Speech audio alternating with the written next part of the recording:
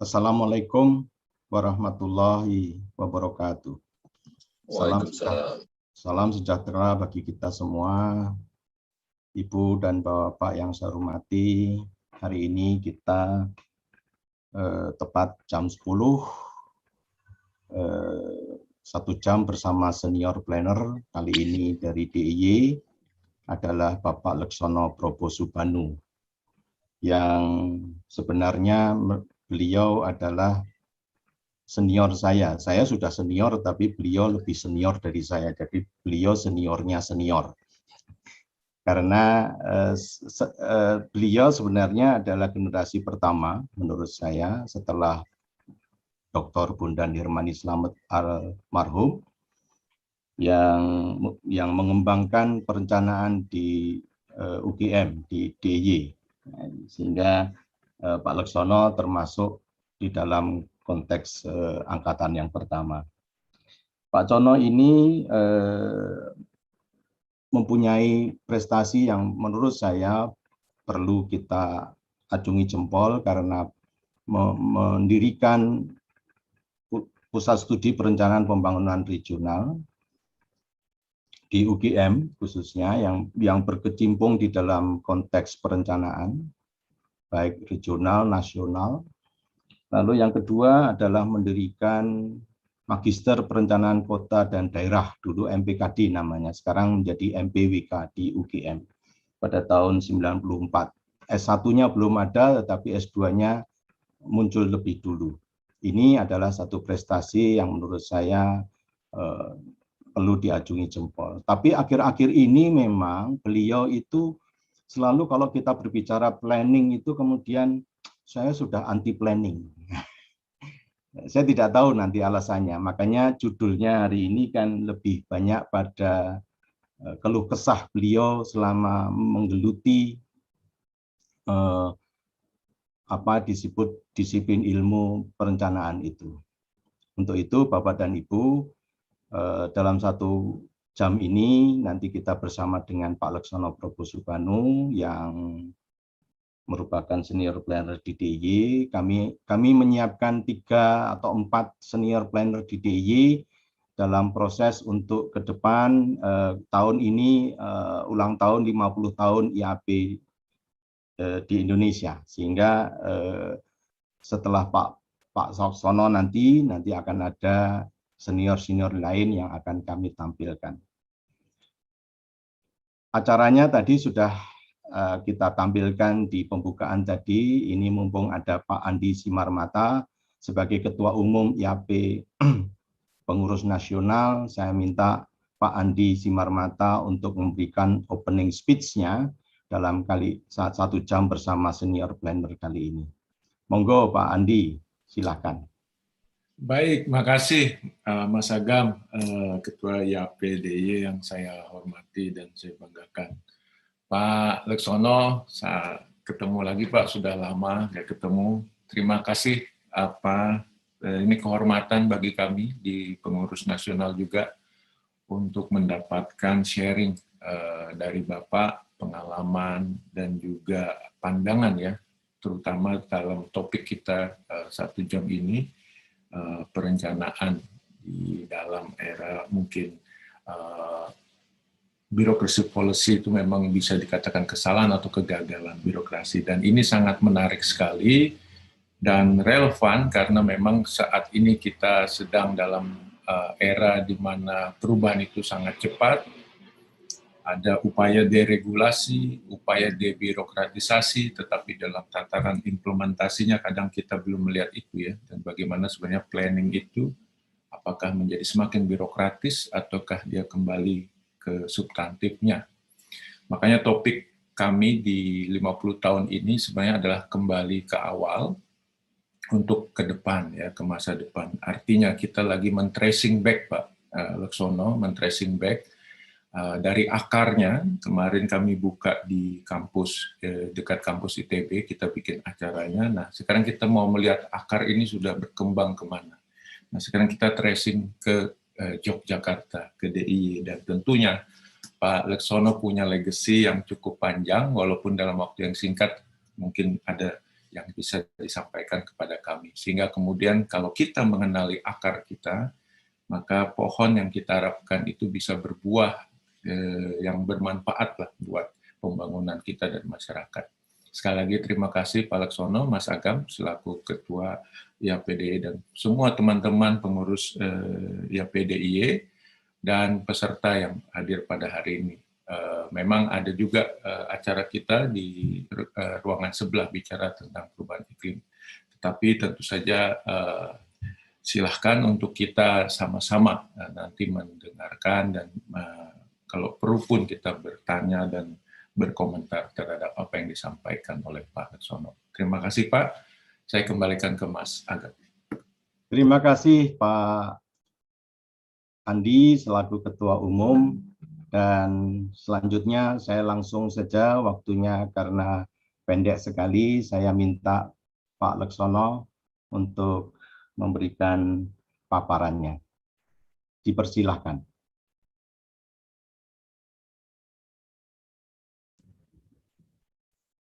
Ya, terima kasih Pak Agam. Selamat pagi, salam sejahtera untuk kita semua, salam sehat. Assalamualaikum warahmatullahi wabarakatuh. Pertama kali saya mengucapkan terima kasih kepada IAP sudah memberikan panggung bagi saya untuk berkokok di sini. Berkokok atau apa ya yang berkokok itu kan membanggakan sesuatu, ini justru malah tidak gitu ya, sebaliknya. Terima kasih Pak Agam atas introduksinya dan juga Pak Andi atas sambutannya tadi. Saya merasa tersanjung bahwa hari ini saya diberi kesempatan untuk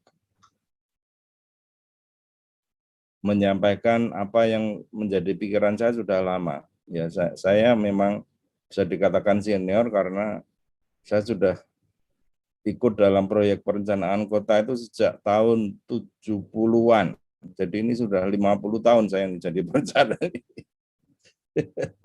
Jadi sejak saya belum lulus S1 itu saya sudah ikut proyek perencanaan bersama Pak Bondan itu. Pak Bondan guru saya yang sudah almarhum itu. Nah, sekarang tinggal generasi pertama dari mahasiswa di UGM itu saya, Pak Gunung, tinggal dua itu ya Pak Agam ya. Ya. Saya dan Pak Gunung saja. Yang lainnya sudah dipanggil Tuhan tapi mereka juga banyak menyumbang pada perkembangan pemikiran perencanaan di UGM. Mungkin ini ada sesuatu yang barangkali nanti kalau orang lain bisa melihat bedanya antara pendekatan UGM dengan pendekatan universitas lain itu. Barangkali nanti sebagai sebuah metas tadi bisa dilihat apa sih omongannya orang ITB, bagaimana omongannya orang UGM, orang Undip, orang UI dan sebagainya ya. Tapi itu nantilah. Sekarang hari ini saya ingin menyampaikan sesuatu yang sudah menjadi pikiran saya cukup lama sehingga Pak Agam tadi menyebutkan saya sudah disebut sebagai anti planning.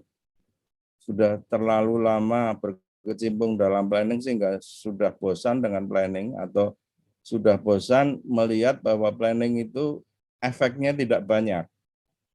Untuk tidak mengatakan tidak ada. Jadi saya ingin coba mengajak teman-teman, terutama yang dari IAP ini, yang profesional, untuk berpikir mengenai apa sih yang kita kerjakan ini. Dan saya mencoba mendekatinya dari pemikiran yang bukan profesional, tapi akademik. Jadi saya mencoba melepaskan pikiran saya dari ikatan-ikatan profesional yang tentu nanti nyambungnya ke itu tadi, bureaucratic fallacy tadi itu. Maka judulnya bureaucratic fallacy, planning under bureaucratic fallacy, itu memang saya ajukan karena waktu itu pikiran saya itu begitu ya. Tapi sebetulnya itu bisa dilihat sebagai satu apa ya, promosi atau satu banner saja yang sebetulnya masalahnya tidak di situ. Itu adalah bagian dari masalah. Jadi bureaucratic fallacy itu satu bagian dari masalah yang saya ingin kemukakan, atau salah satu penyebab mengapa kok masalah itu kok tidak berhenti-henti gitu ya. Kok terus saja, karena ada bureaucratic fallacy tadi. Nah, sebagai akademisi saya mencoba melepaskan diri dari itu, sehingga saya kadang-kadang juga suka meledek teman-teman yang melakukan perencanaan kota, RT/RW, bikin RT/RW, bikin RPJM dan sebagainya itu. Saya sering meledek mereka mengatakan, oh perencanaan kok seperti mengisi borang saja. Jadi semuanya itu sudah jadi borang, tinggal ngisi itu sudah selesai perencanaan gitu. Lalu nggak ada karya kreatifnya, karena sudah dibimbing secara rinci oleh aturan-aturan yang demikian mengikat begitu ya. Itulah yang menyebabkan, lalu seperti Pak Agam mengatakan Pak Cono itu anti planning gitu. Padahal sebetulnya tidak, saya tidak anti planning. Saya masih merasa planning itu perlu. Planning itu menyiapkan kita untuk masa depan gitu. Pertanyaan besar yang ingin saya kemukakan pada hari ini adalah, apakah planning yang kita lakukan itu sudah benar menyiapkan kita untuk masa depan? Sudah memberi kita cukup peralatan, cukup pengetahuan untuk menyelesaikan persoalan yang kita akan temui nanti di masa depan? Itu pertanyaan besarnya. Baik, saya akan mulai dengan, ini sudah bisa ya Pak, share screen ya? Bisa langsung. Bisa langsung.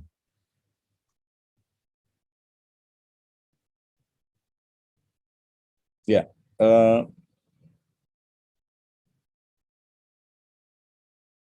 judul ini saya lihat sebagai sebuah jendela untuk masuk dalam ruangan gitu. Jadi ini hanya sekedar jendela aja. Jadi saya masuk melalui jendela bureaucratic fallacy itu, lalu nanti di dalam kamar, dalam rumah yang kita masuki melalui jendela tadi ada sesuatu yang sebetulnya merupakan pokok pembahasan kita pada hari ini. Bentar, waktu saya cuma sampai 26. menit ke 26 ya Pak ya, atau Ya, menit betul. 30 lah, nanti Ya. mengambil yang Boleh. yang kesimpulan terakhir aja. Boleh, Jadi silakan. supaya saya cukup bebas bicara. Nah, pertama kali barangkali harus pakai ini ya. Yang perlu kita bicarakan dulu, apa sih yang dimaksudkan dengan bureaucratic fallacy? Apa itu fallacy? Fallacy itu kalau kita lihat, saya tidak melihat kamus bahasa Indonesia, cuma saya coba artikan saja, adalah sesuatu anggapan yang bukan tidak benar, bukan salah, tapi belum jelas benar, belum jelas bahwa itu benar. Jadi anggapan yang diambil oleh seseorang yang belum terbukti kebenarannya. Nah, bureaucratic fallacy adalah anggapan-anggapan yang diambil oleh para birokrat sebagai birokrat ya, yang belum tentu benar, bisa salah. Ya. Jadi gini, ada kecenderungan birokrat untuk menempuh jalan yang aman. Jadi lebih baik aman daripada kreatif, tapi lalu jadi tidak aman. Jadi ada risiko buat seorang birokrat itu kreatif kadang-kadang memberikan risiko. Sehingga lalu mereka cenderung untuk tidak menempuh risiko itu supaya aman. Nah, supaya aman itu perlu ada perlindungan. Jadi di sini kita melihat peraturan, ketentuan undang-undang, peraturan pemerintah, peraturan menteri itu sebagai pelindung. Ya. Tindakan yang tidak ada peraturannya atau tidak sesuai dengan aturan itu aman untuk dilakukan. Sehingga peraturan itu penting sekali buat seorang birokrat, karena dengan adanya peraturan itu, kalau dia tidak melanggar peraturan itu maka dia akan aman. Kalau belum ada peraturan, berarti tidak aman untuk berbuat sesuatu. Sehingga lebih baik tidak usah berbuat. Sering kita temui birokrat yang mengatakan kalau belum ada aturannya, saya nggak berani memberi izin. Karena belum ada aturannya. Artinya belum ada pelindungan untuk keamanan saya. Ya. Sehingga lalu padahal kalau kita berpikir sebagai seorang akademisi, saya berpikir kalau belum ada aturan berarti boleh kita kerjakan sesuai dengan maunya kita. Tapi kalau birokrat tidak, kalau belum ada aturan nggak berani berbuat, karena bisa salah. Kalau salah itu risikonya lebih besar. Sehingga dalam situasi seperti itu kreativitas jadi tertekan, begitu ya. Sulit untuk kreatif di dalam situasi birokrat. Ya. Nah, pertanyaannya adalah kalau perencanaan itu memerlukan kreativitas, dapatkah seorang birokrat itu melakukan perencanaan yang kreatif? Makanya peraturan perencanaan itu bisa sampai sangat detail supaya tidak ada kesalahan, yang itu akan melindungi seorang birokrat. Nah, di sini seorang perencana profesional yang bekerja untuk birokrat, yang diemploy oleh birokrasi, itu cenderung untuk kemudian juga jadi tidak kreatif, karena hanya bisa mengikuti semua borang yang sudah disiapkan, itu tinggal mengisi saja, selesai. Gitu. Ini awal argumen saya ya. Jadi ada kecenderungan birokrasi untuk kaku, untuk tidak belajar dengan cepat ya. Sebab kalau belajar dengan cepat lalu berbuat sesuatu berbeda dengan yang sudah diatur, maka lalu risikonya besar.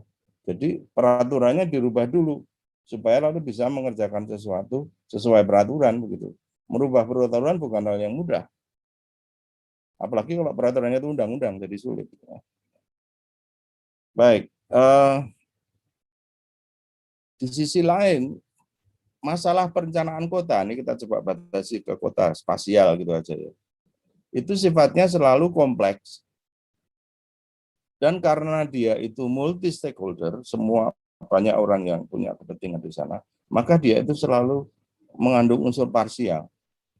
Jadi mesti ada bagian, mesti ada elemen yang belum terpikirkan gitu loh. Ya, sehingga lalu itu harus diselesaikan secara terpisah. Ya. Dan di dalam situasi seperti itu, perubahan itu tidak pernah berhenti, selalu terjadi. Ya.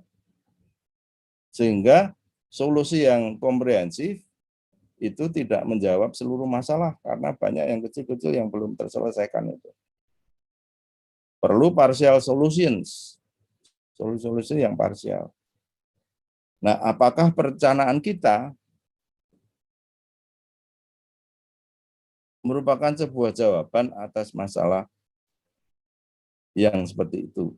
Bisakah Undang-Undang 26/2007 kita itu mengatasi persoalan seperti itu?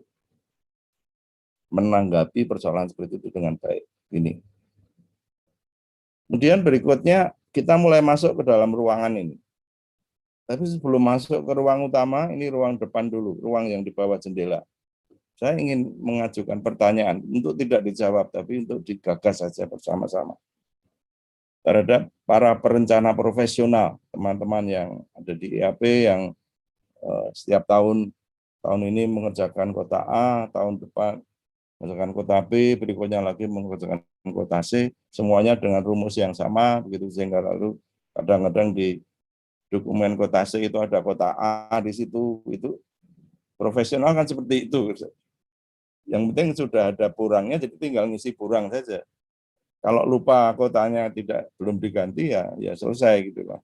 Artinya kota itu lalu kemasukan kota lain. Ya. Nah, ini saya bertanya pada teman-teman yang berpikir atau bekerja hidup dari profesional. Saya tidak menyalahkan loh ini. Ini bukan apa-apa ini. Itu memang karakternya seperti itu pekerjaan profesional perencanaan sekarang. Kalau kita bicara soal RT RW gitu ya. Nah, ini pertanyaan pada teman-teman semua. Apakah perencanaan tata ruang itu mempunyai manfaat? Apakah Anda bisa merasakan manfaat itu? Manfaat dalam hal bukan pada perencananya, tapi pada kota. Kalau pada perencanaan jelas manfaatnya ya setiap tahun bisa dapat uang proyek begitu ya. Apakah perencana itu sempat berpikir tentang manfaat rencana yang dibuat itu terhadap masyarakat? Bagaimana nyambungnya dengan masyarakat? Sempat nggak berpikir seperti itu? Apakah rencana tata ruang itu berpengaruh pada masyarakat biasa? Gimana sih apa yang saya perbuat setiap tahun itu mempengaruhi kehidupan masyarakat? Apakah rencana tata ruang itu dapat diserap dalam kehidupan sehari-hari masyarakat banyak? Artinya mereka hidup sesuai dengan apa yang diatur dalam rencana itu. Nah, kalau jawaban terhadap pertanyaan tersebut tidak atau ragu-ragu atau tidak yakin, ngapain kita bukan bikin rencana tata ruang?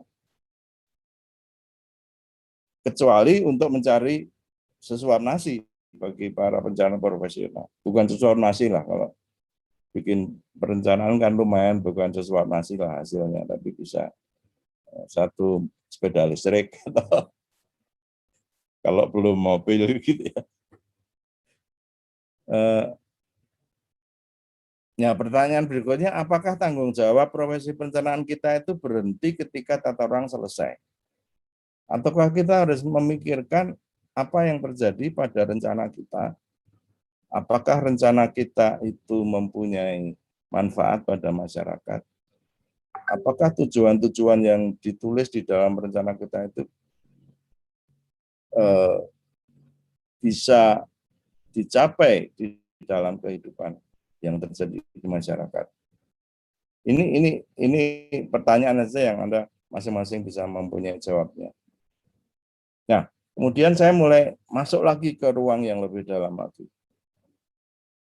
yaitu bagaimana perencana profesional kita itu berpikir terhadap rezim penataan ruang di bawah Undang-Undang 2007. Berdasarkan pemikiran yang di bagian atas tadi, yang di bagian bawah ini, apakah perencana merasa bahwa ada yang perlu diperbaiki dalam Undang-Undang 2007 itu, atau PP turunannya, macam-macam PP dan peraturan menteri ya. Yang kurang ada enggak menurut para perencana? Sempatkah mengembangkan pemikiran kritis tentang penataan ruang 2007? Ataukah ya sibuk mengerjakan setiap tahun lalu sudah nggak usah mikir lagi, nggak sempat mikir gitu ya. Apakah sempat berimajinasi tentang sebaiknya bagaimana? Pertanyaan yang paling menarik buat saya adalah perlukah kiranya kita mengusahakan reformasi terhadap Undang-Undang Penataan Ruang 2007 itu. Kita rubah apa enggak? Ya. Nah, kaitannya nanti dengan bureaucratic fallacy tadi juga nanti akan kita lihat di akhir ini. Nah, kita sudah beranjak ke ruang yang lebih dalam lagi, yaitu reformasi terhadap Undang-Undang Penataan Ruang 2007. Masih tanda tanya, perlukah, beranikah, bermanfaatkah, bisakah, gitu ya. Oke. Nah, saya ingin balik ke 14-15 tahun yang lalu ketika menyusun Undang-Undang 2007 ini, di situ ASPI itu punya peran. Saya ingat saya bersama teman-teman, termasuk yang ada di sini juga ada Pak Denny, ada waktu itu ada Pak Bobi, ada Pak Heru, teman-teman dari Undip juga ada di sana. Kita bersama-sama berbondong-bondong menuju ke Departemen PU untuk memberi masukan pada Pak Haryanto Dardak waktu itu dirjennya untuk menyusun undang-undang ini. Sehingga dari awal saya sudah membentuk opini sebenarnya terhadap undang-undang ini. Dan opini saya itu tidak terlalu puas sebetulnya terhadap undang ini. Masih banyak yang kurang. Saya pikir banyak teman-teman di antara kita yang berpikir seperti itu. Cuman terutama yang teman-teman yang profesional karena setiap hari sudah mengerjakan itu ya sudah, yang penting dikerjakan dulu aja. Kalau diutik nanti malah nggak ada pekerjaan begitu. Sedangkan yang akademisi barangkali sibuk dengan ngajar dan sebagainya, atau bahkan yang akademisi yang saya agak sedih itu justru mengadopsi isi undang-undang itu dan turunannya sebagai teori, lalu jadi bahan pelajaran begitu. Jadi pemikiran kritisnya tidak berkembang, kurang berkembang karena lalu mengajari mahasiswa untuk berpikir sesuai dengan aliran undang-undang yang menurut saya itu ada kekurangannya, ada miskonsepsinya di dalam undang-undang itu. Oke, dalam pikiran saya nih ya, ini pribadi ya, tidak. Bapak Ibu sekalian boleh tidak setuju, boleh berpikiran lain, ini hanya lontaran saja. Ada miskonsepsi tentang penataan ruang menurut saya. Yang pertama, ini tidak urut demi kepentingan, tapi yang saya ingat aja. Ya. Jadi peran pemerintah sebagai stakeholder utama itu terlalu ditekankan. Jadi seolah-olah semuanya pemerintah. Padahal sebetulnya ruang itu kan bukan milik pemerintah saja, tapi milik masyarakat, gitu ya. Peran masyarakat itu tidak diakui sebagai pengguna ruang, tapi sebagai dalam Undang-Undang 2007 itu hanya sebagai peserta di dalam proses perencanaan. Karena apa? Undang-Undang 2007 itu sebagian besar adalah mengenai proses perencanaan, mengenai pembuatan rencana. Dan masyarakat, yang namanya partisipasi masyarakat adalah berpartisipasi dalam pembuatan rencana. Tapi tidak berpartisipasi sebagai pemilik lahan. Ya. Berikutnya, miskonsepsi lagi buat saya itu ya, perencanaan spasial dianalogikan dengan perencanaan pembangunan strategis. Jadi periode evaluasi 5 tahunan itu mirip dengan RPJM, lalu struktur kelembaganya urut dari pusat, provinsi, lalu kabupaten dan kota, dan itu sama persis, seolah-olah itulah hierarki ruangnya. Padahal sebetulnya ruang tidak berhierarki seperti itu, ruangnya satu. Tapi yang berhierarki adalah yang ngurus begitu. Nah, hierarki ini dipaksakan dalam sebuah ruang yang sama sehingga terjadi tumpuk-tumpuk. Ya, tumpang tindih antara kepentingan pemerintah pusat, provinsi dan daerah. Kita melihat sekali munculnya UU CK itu adalah karena itu. Karena ketentuan ini sebetulnya bahwa perencanaan tata ruang itu dibuat seperti perencanaan pembangunan strategis ya. Nah, berikutnya lagi, rencana tata ruang merupakan merupakan hasil perencanaan komprehensif dan diberlakukan sebagai blueprint. Gambaran masa depan yang deterministik harus diikuti dengan ancaman sanksi malah. perubahan dilakukan dalam siklus 5 tahun yang itu tidak sesuai dengan derap perubahan pemanfaatan ruang oleh para pemilik ruang.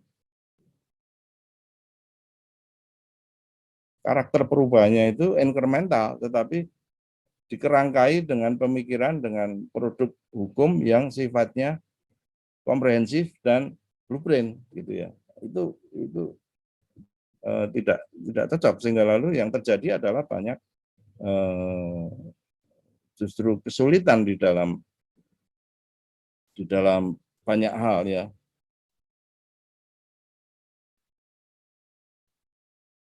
Jadi unsur proses di dalam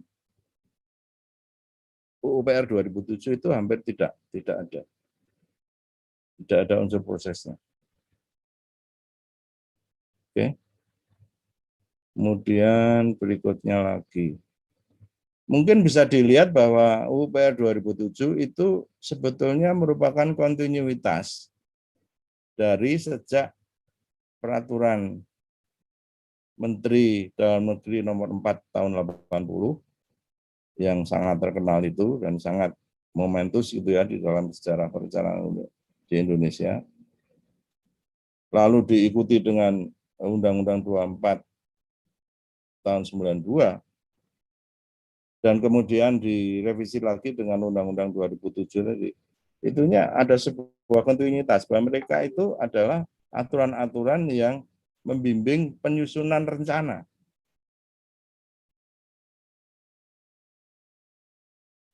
Ya, itu saya pikir yang paling merupakan keberatan saya lah terhadap ini. Prosesnya tidak, proses yang harus terjadi setelah rencana itu tidak sempat terbahas dengan cukup atau hampir sama sekali tidak dibahas. Seperti di dalam Undang-Undang 27 itu pasal mengenai pengendalian hanya ada satu yang jelas mengatakan pengendalian dilakukan dengan 4 cara tadi, ya, insentif, disinsentif, perizinan, dan zonasi dan sanksi. Sudah itu saja, tapi prosesnya seperti apa tidak disebutkan. Sehingga proses itu kemudian dikembangkan melalui PP. Ya. Oke, saya tidak akan berhenti di sini. Ini ada kita sudah mengusulkan forum perencanaan tata ruang, tapi tidak masuk pada waktu itu.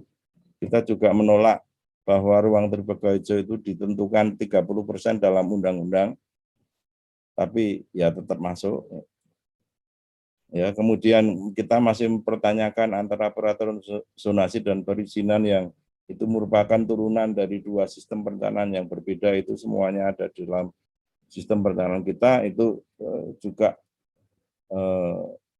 tidak bisa merubah apa yang ditulis dalam undang-undang.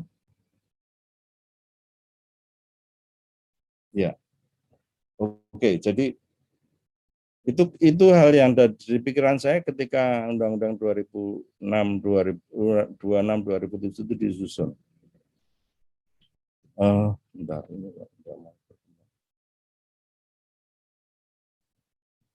ya, pertanyaan saya sekarang adalah sebetulnya bermanfaat enggak sih membicarakan ini semua gitu. Mengingat sekarang sudah ada UCK. Sehingga UPR ini sudah enggak perlu lagi di reformasi. Kalau mau mereformasi ya UCK gitu. Ataukah kita justru malah akan mengusulkan undang-undang tata ruang yang baru yang berbeda dengan yang undang-undang tata ruang yang lama. Saya takut bahwa pandangan ke arah reformasi ini bisa saja jadi mubazir, jadi tidak usah dibicarakan lagi lah ngapain, biar aja jalan terus, biar profesi perencanaan jalan sesuai dengan aturan yang ada, yang penting kita masih bisa hidup gitu. Ya, termasuk IAP ya, IAP kan bagaimana juga IAP itu ya harus mengikuti birokrasi karena hidupnya dari itu, dari tugas dari pemerintah begitu ya. Ya, ini pikiran saya sendiri ya. Jadi saya sendiri jadi ragu-ragu ngomong seperti ini. Tapi sebelum sampai terakhir saya ingin memberikan satu gambaran yang saya rasakan terhadap penataan ruang secara umum gitu ya. Lepas dari apa yang dilakukan dalam undang-undang dan dalam praktek kita sehari-hari. Ini kelihatan gambarnya enggak? Nah, oke. Ini sebuah gambaran adanya dua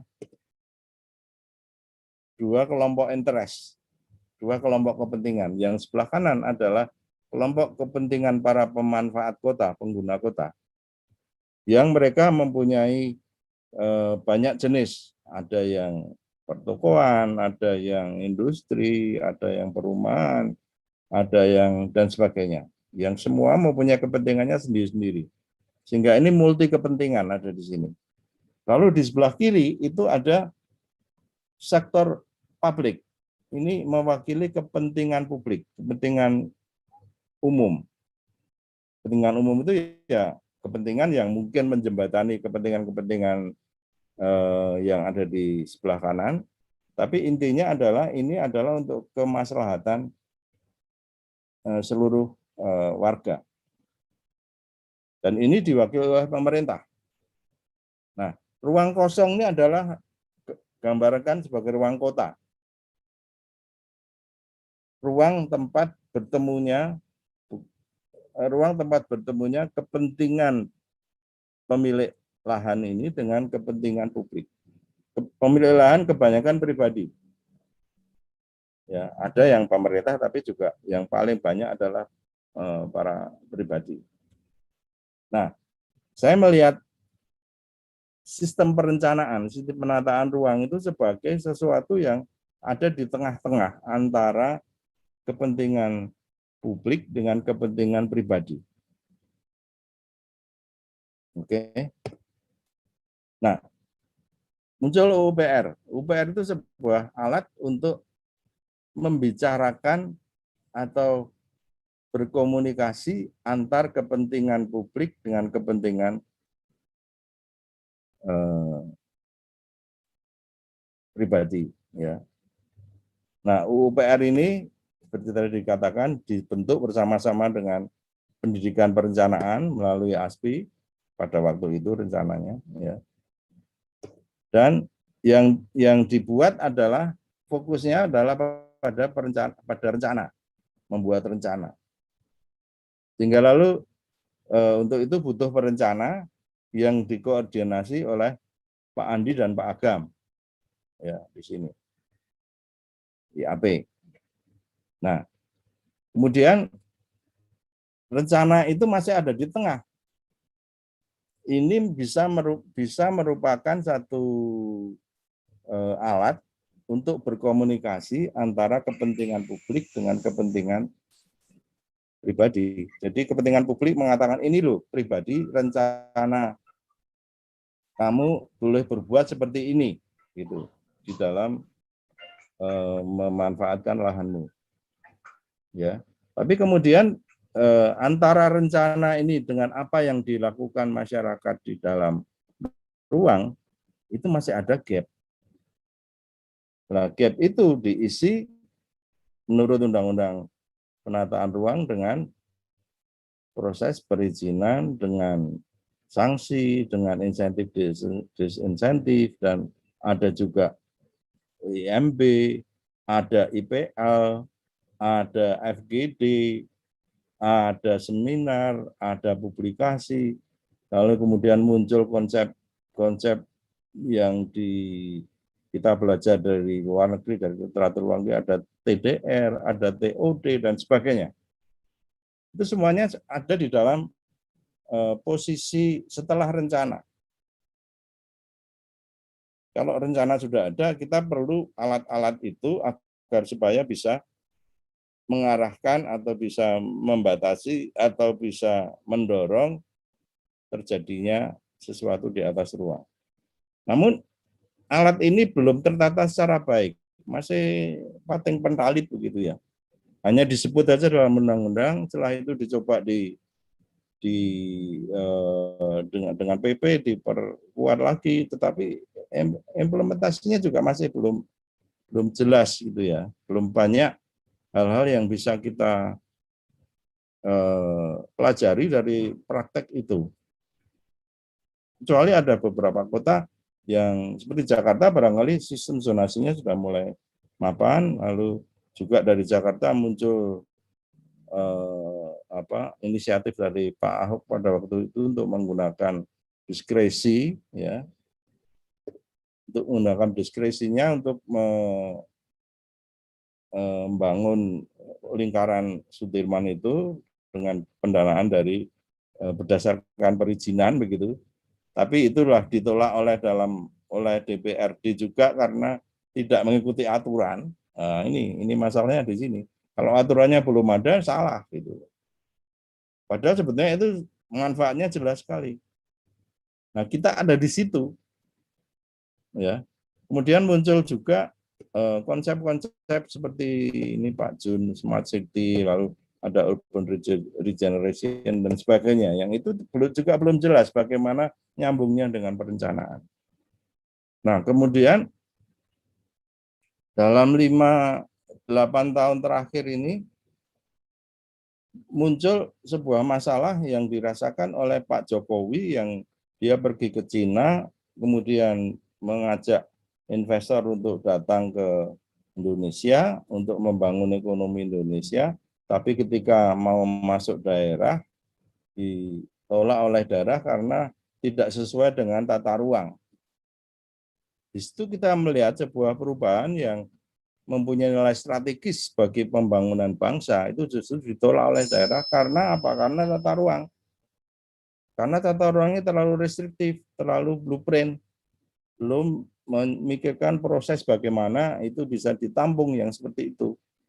Oleh karena itu lalu Pak Jokowi menjatuhkan ini bom cipta kerja itu.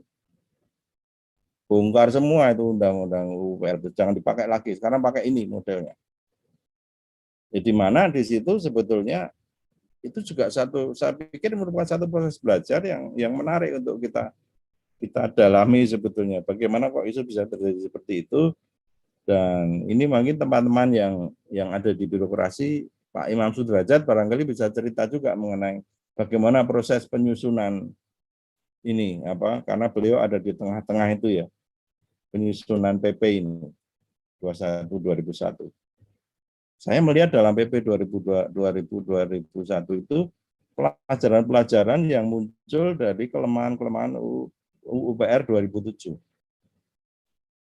Dan itu menurut saya sebuah langkah yang cukup menarik, langkah maju menuju reformasi UPR sendiri atau penataan ruang sendiri. Ya.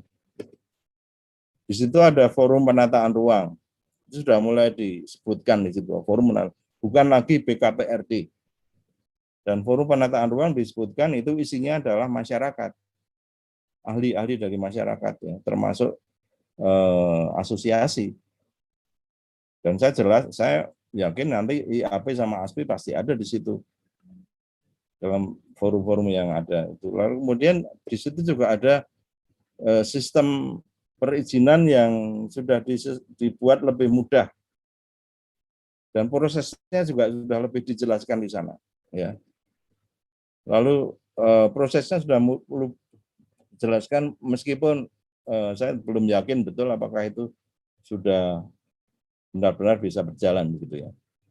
Lalu ada OSS dan sebagainya. Itu semua menurut saya itu satu perkembangan dari satu hasil pelajaran dari kegagalan UPR, atau bukan kegagalan lah, kekurangan UPR untuk merespons perubahan.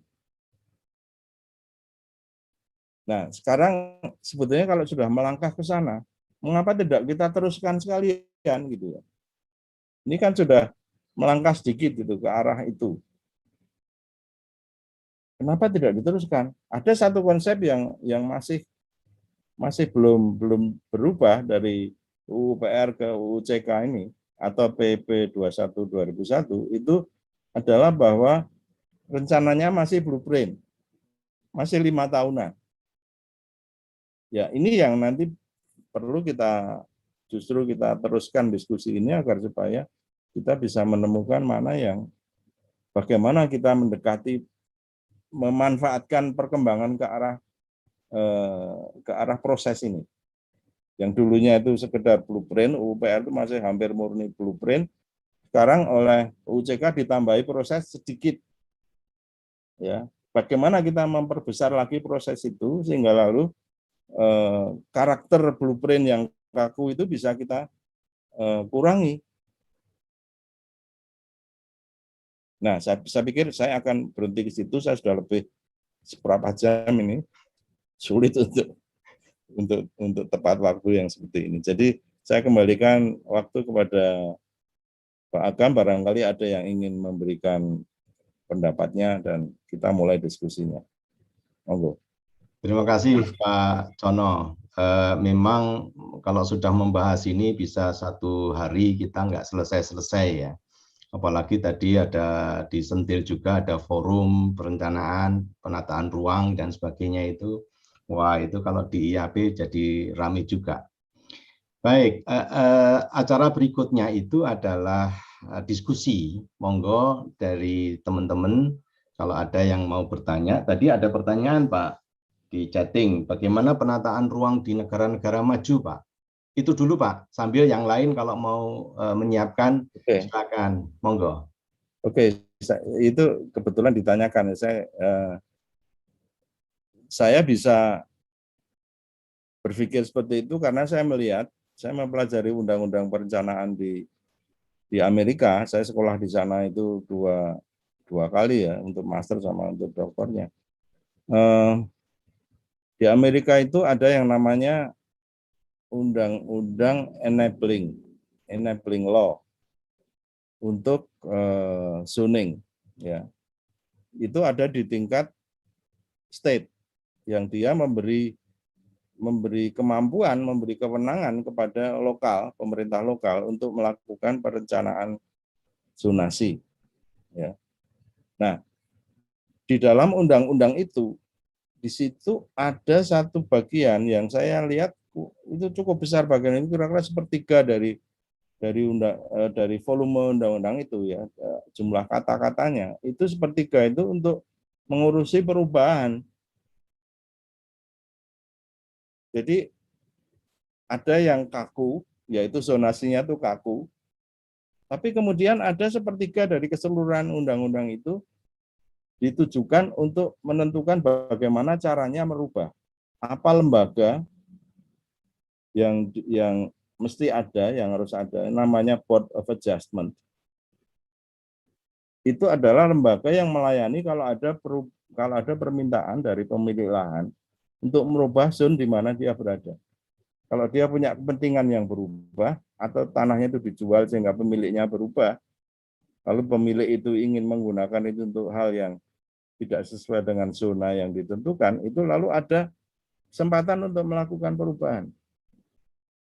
Dan di situ ditentukan prosesnya bagaimana, siapa yang diundang, jaraknya berapa meter dari tempat yang mau dirubah itu, lalu pertemuannya berapa. Jadi peraturannya sangat rinci, hampir seperti yang di 21/2021 itu saya lihat ada semacam itu, hampir semacam itu gitu. Makanya saya juga senang bahwa proses sudah mulai dipikirkan oleh teman-teman di pusat sana. Jadi di Amerika itu undang-undang zonasi itu memang kaku, tetapi kemudian ada kesempatan untuk menyerap perubahan yang ada itu tanpa harus merusak semuanya. Ini yang kita tidak punya. Kita masih melihat perencanaan tata ruang itu ya sudah direncanakan, kalau tidak sesuai itu salah. Jadi seolah perencanaan itu Tuhan begitu. Kalau tidak itu dihukum. Tidak sesuai dihukum. Padahal sebetulnya rencana itu kalau dalam gambar yang ada di layar ini, rencana itu hanya medium untuk menghubungkan antara kepentingan publik dengan kepentingan pemilik tanah. Mediumnya itu adalah rencana ini. Nah, yang kita belum punya adalah justru bahasa untuk bercakap-cakap antara kepentingan umum dengan kepentingan pribadi yang bisa menampung dinamika dari masyarakat yang menggunakan lahan. Itu yang belum ada bahasanya. Yang ada baru ini loh, gambarnya seperti ini. Tapi kemudian gambar itu benar apa tidak sesuai dengan kebutuhan swasta atau kebutuhan pribadi apa tidak, itu mestinya ada konversasinya. Itu. Baik, Pak. Terima kasih. Saya minta Pak Andi Simarmata, karena Pak Andi sudah menulis di situ, tapi silakan diomongkan saja Pak, singkat, jelas, padat gitu. Monggo silakan. Ya Pak Laksono, terima kasih ya. Jadi poin saya itu sebenarnya gini, melanjutkan kegelisahan Pak Presiden juga ya. Jadi kita ini adalah planning practitioner ya. Praktisi itu dituntut menghasilkan rencana yang lebih agile katanya ya. Karena perubahan itu sangat disruptif, sangat cepat gitu ya, dan even unexpected gitu ya. Kita harus siap dengan itu gitu. Nah, sementara tadi kita sama-sama lihat dari kritik Pak Laksono, memang kelihatannya kita terlalu kaku gitu ya. Saya setuju sih, seharusnya ada zoning yang kaku, tapi kemudian bagaimana kita dealing dengan perubahan itu yang paling penting juga. Artinya ada semacam pilihan-pilihan atau senario-senario bagaimana kita dealing dengan itu. Nah, yang kedua Pak Presiden di ulang tahun kita itu secara virtual titip pesan juga agar kita lebih smart. Bukan berarti penggunaan teknologi digital ya, tapi smart dalam merencanakan atau merancang sesuatu. Pak Cono melihatnya ke depan gimana ya? Artinya dari semua proposisi tadi, kita proyeksikan itu harusnya seperti apa gitu. Mungkin ada 1-2 poin yang bisa kita ambil nanti oleh IAP. Terima kasih Pak. Ya, silakan Pak. Itu pertanyaan yang tidak mudah dijawab ya. Kita harus menjawabnya bersama-sama ya.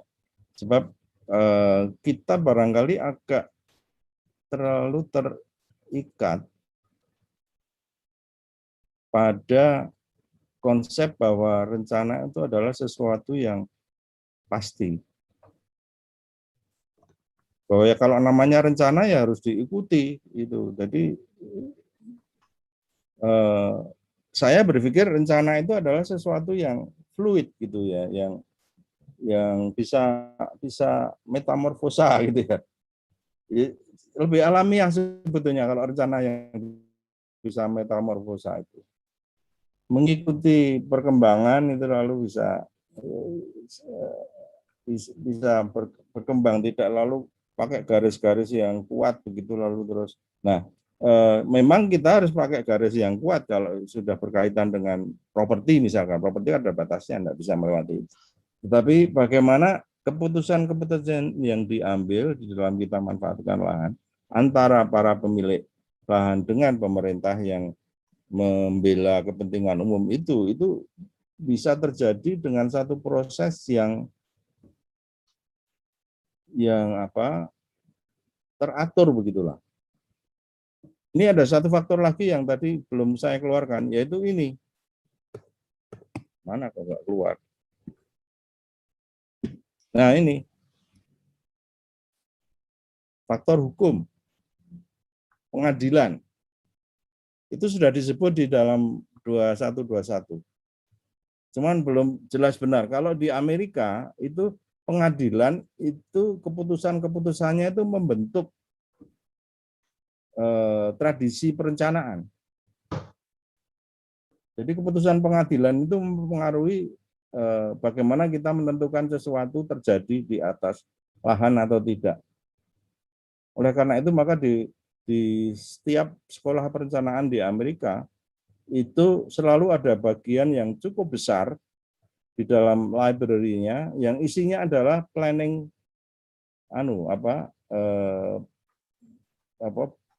buku-buku keputusan pengadilan itu. Jadi besar sekali. Mungkin Pak Agam juga waktu sekolah di Inggris sana juga ada itu yang namanya bagian planning law itu isinya adalah keputusan pengadilan. Nah, bisakah kita masuk ke sana tradisi itu, di mana itu akan membantu itu tadi percakapan antara kepentingan umum dengan kepentingan pribadi. Jadi saya pikir ini juga nanti akan terkait dengan budaya hukum kita ya. Akan terkait dengan cara berpikir kita terhadap terhadap pemerintah sebetulnya juga. Jadi pertanyaan yang diajukan oleh Pak Andi itu sulit dijawab buat saya. Tapi harus kita cari. Sebab kalau tidak, nanti perencanaan kita akan selalu terpisah dari kenyataan. Ya karena apa? Karena kita berpaham bahwa perencanaan itu komprehensif dan blueprint, padahal kenyataannya itu selalu bergerak. Komprehensif sama blueprint itu 5 tahun sekali dikerjakan. Sementara yang lain perubahannya itu, pemanfaat lahan itu, kepentingannya berubah-ubah terus. Bagaimana menjembatani antara kedua hal yang berbeda ini?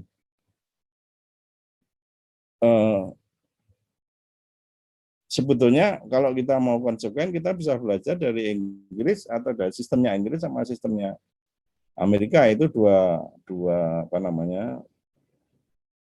ekstrem yang bukan ekstrem lah, dua sistem yang jelas berbeda. Di tengah-tengahnya ada sistem yang dianut di Jepang, yang dianut di Jerman barangkali itu gabungan-gabungan dari itu. Nah, kita mau yang mana? Itu yang mestinya mengawali semua diskusi tentang bagaimana kita menata ruang. Yaitu mempelajari sistem hukum kita, mempelajari sistem sosial kita, bagaimana kita mengambil keputusan. Kemudian baru alat-alatnya itu apa? Apakah alatnya sebuah rencana yang seperti apa? Lalu lembaga seperti apa? Apakah benar forum penataan ruang itu efektif? Nanti kita belum tahu, belum sempat kita evaluasi. Mungkin juga belum ada itu yang sekarang yang sudah punya forum penataan ruang itu. Lalu seberapa besar dia bisa membantu percakapan antara kepentingan publik dengan kepentingan pribadi itu, forum itu. Belum nanti unsur-unsur politik yang masuk dalam keputusan-keputusan itu. Ya, Pak Andi nampaknya juga terus melamun ke arah mana itu.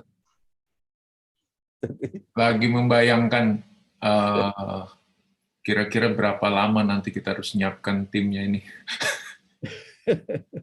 Tapi memang secara filosofis dan tools-nya sangat berkaitan kan ya Pak. Artinya kalau mindset-nya atau paradigmanya bisa kita rubah, menurut saya akan lebih gampang menyiapkan tools. Kayak pengadilan tadi Pak Jono, misalnya kita mengusulin ada pengadilan khusus tata ruang gitu ya, daripada dibawa ke pengadilan umum. Itu law-nya kita belum kuat juga kayaknya. Jadi masih. Ya. Tapi ini idenya harus dimulai dari pancingan begini Pak. Gitu aja Pak. Jadi saya pikir begini Pak Andi, saya pikir kalau kita mau menggunakan hukum sebagai alat untuk percakapan ini tadi antara kepentingan umum dan kepentingan pribadi, kita mesti menghukumkan teori perencanaan, menghukumkan praktek perencanaan harus kita susun sedemikian sehingga bisa dibaca oleh orang-orang hukum. Jadi kita coba bahasakan perencanaan itu secara hukum agar supaya lalu orang hukum bisa memahami itu dan bisa menjadi arbitrasi yang tepat. Tidak perlu bikin justru pengadilan khusus tata ruang.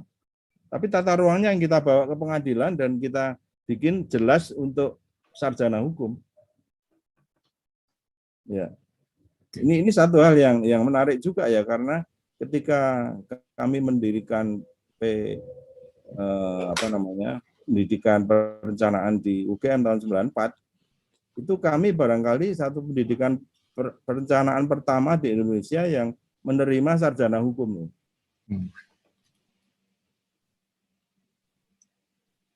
Yang lain saya pikir belum ada waktu itu S2 perencanaan yang menerima sarjana hukum.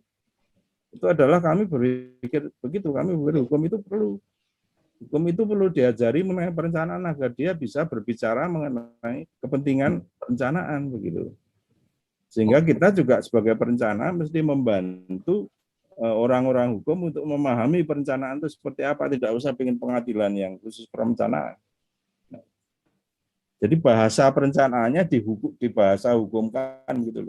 Itu ya sulit bagi kita tentu, kita bukan orang hukum. Makanya memang itu interface antara hukum dan perencanaan itu memang perlu kita bangun. Saya sedang berusaha di UGM untuk menarik teman-teman hukum untuk tertarik masuk ke dalam bidang perencanaan kota ini. Masih belum banyak yang nampaknya tertarik. Tapi ini penting saya pikir Pak, supaya nanti percakapan antara kedua kepentingan ini bisa terjadi dengan lebih baik. Itu Pak Andi. Sip Pak Cono. Nanti kita mulai dari profesi dulu ya. Jadi profesi ada lawyer, ada hakim gitu kali ya. Jadi menarik juga nanti dari IAP. Ya. Mungkin nanti. Terima kasih Pak Andi, Pak Cono. Memang ini waktunya saya mohon izin pada panitia pengurus nasional, kita perpanjang sedikit lah ya. Ini yang bertanya banyak ini dari Pak Denny. Silakan Pak Denny. Pak Denny, ayo Pak Denny. Singkat jelas padat Pak, supaya kita tidak kemana-mana. Silakan Pak Denny. Baik, terima kasih Pak Agam. Selamat pagi, sudah selamat siang ya Pak Cono. Ya. Alhamdulillah sehat nih Pak Cono. Yang disampaikan Pak Cono menarik ya. Mungkin ini juga sejak penyusunan Undang-Undang Penataan Ruang sudah disampaikan, tapi tidak kesampaian karena Pak Andi bilang 60% itu yang dimaui oleh pemerintah. Jadi apa yang disampaikan oleh teman-teman di ASPI itu tidak diakomodasi di dalam undang-undang tersebut. Tapi kami juga sudah mengkritisi itu tahun 2016 ya, waktu itu Pak Dirjennya masih Pak Budi Situmorang. Tapi juga tidak ada kelanjutannya sampai Undang-Undang Cipta Kerja ini terbit. Nah, begini Pak Cono, di satu sisi merencana itu kita melihat ke masa depan dan itu yang biasanya kita kenal dengan visioner ya, visinya mau kemana gitu. Tapi di sisi lain yang direncanakan itu adalah hak milik, ya, jadi private property. Gitu. Nah, kalau misalnya tadi Pak Cono menyatakan bahwa keinginan orang-orangnya itu harus diakomodasi juga, terbayang tidak 20 tahun lagi ini kotanya akan seperti apa kalau diserahkan kepada para pemilik lahan saja gitu ya. Nah, yang kedua tentu tidak perlu perencana, ya udah maunya masyarakat aja nanti kita jadinya seperti apa. Nah, jadi di satu sisi kita perlu menetapkan memang masa depan kotanya mau seperti apa, tapi juga di dalam Undang-Undang Penataan Ruang perencanaan partisipatif sudah ditekankan ya, walaupun pada prakteknya ternyata tidak seperti yang kita harapkan. Berpartisipasi aktif itu ternyata tidak juga. Jadi mungkin kalau di ladder-nya Einstein itu, public participation itu mungkin masih yang manipulation aja atau non-participatif gitu ya. Nah, jadi bagaimana caranya? Satu, memang kita harus menetapkan masa depannya. Yang kedua tadi perubahan-perubahan kecil, itu kalau di zoning namanya rezoning ya, itu dipermudah. Artinya prosesnya dipertanggungjawabkan, tapi keputusannya bisa cepat. Nah, kalau sekarang kan tiap 5 tahun, kemudian perda. Perda itu prosesnya lama, mahal, dan ribet gitu. Jadi orang malas mengubah itu. Nah, dengan Undang-Undang Cipta Kerja sekarang jadi perkada, itu mestinya bisa lebih proses. Tapi mempertanggungjawabkan perubahannya itu bagaimana? Nah, itu yang kerjaannya forum penataan ruang nanti. Jadi harus betul-betul kompeten supaya perubahan-perubahan kecil rezoning itu bisa mengakomodasi kepentingan masyarakat gitu ya. Tapi juga masa depan kota seperti apa yang akan dicapai itu tetap dijaga oleh pemerintah. Nah, mengawinkan ini ya, berarti di Undang-Undang Penataan Ruang itu proses-proses perubahannya yang perlu juga diatur, Pak. Seperti yang tadi Pak Cono sampaikan, bukan hanya produknya saja, tapi sebetulnya prosesnya yang lebih penting. Hasilnya ya kesepakatan antara pemerintah kota dengan masyarakat kotanya. Tapi prosesnya bagaimana? Nah, itu yang masuk. Gitu Pak Cono. Jadi bagaimana sebetulnya memasukkan proses-proses perubahan ini ke dalam Undang-Undang Penataan Ruang, mumpung sesudah ada UU CK, sebetulnya Undang-Undang Penataan Ruangnya mungkin akan lebih baik juga direvisi ya, disesuaikan sambil memasukkan hal-hal proses perubahan yang belum terakomodasi dengan baik selama ini. Mungkin begitu dulu Pak Cono, soalnya kalau menanggapi Pak Cono ini saya juga banyak itu Pak. Jadi soal diskresi ya, karena di Undang-Undang 30 2014 itu juga sudah diatur, artinya tidak ada aturan kepala daerah atau pejabat boleh memberikan keputusan, tanggung jawabannya ada di situ, di Undang-Undang 30 tahun 2014 tentang pemerintahan daerah.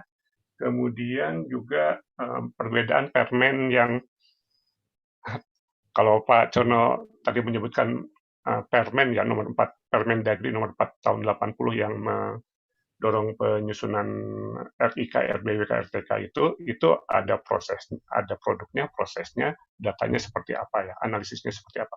Tapi Permen 2 tahun 87 itu sudah berubah. Hanya outputnya saja, terserah planner bikinnya, jadi sudah dianggap pintar. Nah, yang sekarang ini dibuat lagi tuh, Permennya itu menuntut outputnya apa, analisisnya bagaimana, datanya apa, bahkan sekarang sedang dibuat Permen untuk juklaknya lagi. Jadi balik lagi ke tahun 80-an. Nah, undang-undang sebetulnya cukup payungnya saja, Pak. Jadi bagaimana tadi memasukkan proses perubahannya, diakui ya, bagaimana cara mengubahnya. Kalau hasil perubahannya, ya itu silakan kesepakatan pemerintah dengan masyarakat. Nah, jadi persup-persup itu yang harus selalu ke kementerian itu juga jadi pertanyaan. Kalau membahas seluruh Indonesia, mampu atau tidak mereka memproses dengan cepat.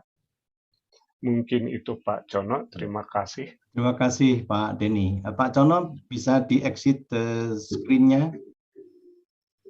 Oh iya, ya harus exit ya saya. Oke. Supaya ya, oke. Sorry. Monggo Pak Cono. Wah, ini 1 jam antara senior dengan senior ini nanti. Perlu ada acara khusus lagi ini.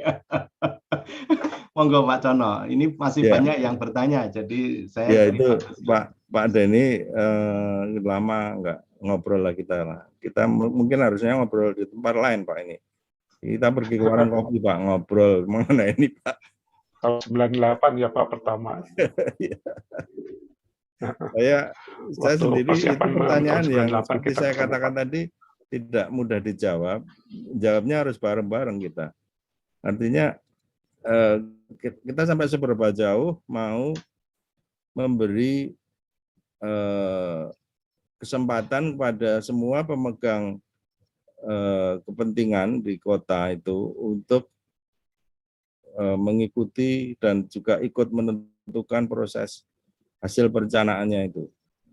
Dan bagaimana caranya kita tetap mempertahankan kepentingan umum, tetapi memberikan kesempatan berubah bagi masyarakat yang memiliki lahan dan mereka punya stake yang sangat penting karena lahan itu buat mereka mungkin ya satu-satunya yang mereka miliki. Sehingga dalam hal ini kepentingan umum kalau bisa tidak membunuh hak mereka untuk hidup gitu ya. Ini memang jadi sulit.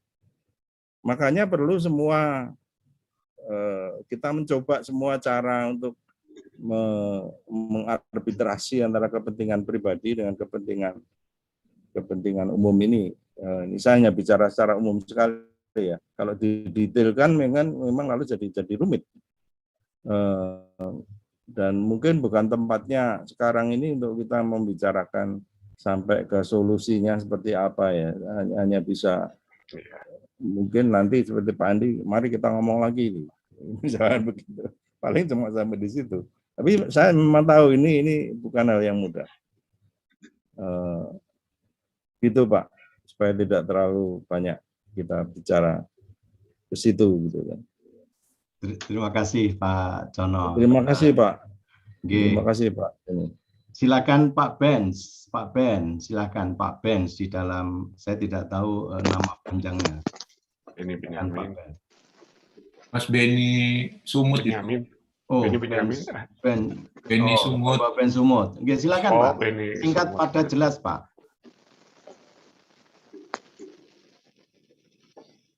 Iya benar. Unmute dulu Mas Ben, unmute. Suaranya belum masuk. Sudah.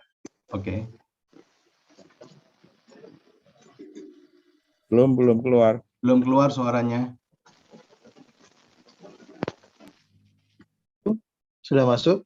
Ya, ya. suaranya? Nah, ini masuk. Silakan. Singkat, jelas, Ada, padat, Pak. ya ada dua yang saya sampaikan, tapi diawali dengan saya setuju dengan apa yang disampaikan Pak Denny. Cuma saya ingin bertanya ke Pak Cono. Yang pertama menyangkut kepada ke antara fleksibilitas tadi, Pak ya. Jadi kami waktu menyusun RT RW maupun RDTR, terutama waktu RDTR itu memberikan fleksibilitas, misalkan aturannya biar aja tetap di Perda atau di Perda, tetapi diatur ada satu pasal atau subpasal ayat menyatakan misalkan perubahan lebar jalan dan GSB. Kemudian tentang matrik zonasi, bahwa ketentuan matrik zonasi dapat diubah atau direvisi dengan peraturan kepala daerah. Tetapi itu pola tidak disetujui oleh pusat yang disampaikan, karena persubnya langsung ke pusat. Nah, kemudian ini bagaimana mengatasi hal-hal seperti ini, karena memang harus fleksibel. Karena kalau kita tanya ke masyarakat satu sama lain itu nggak akan connect, Pak. Nah, permasalahan kedua adalah yang terberat adalah sebenarnya bukan kepada pengaturan kalau saya, karena saya sehari-hari di 20 tahun di birokrasi.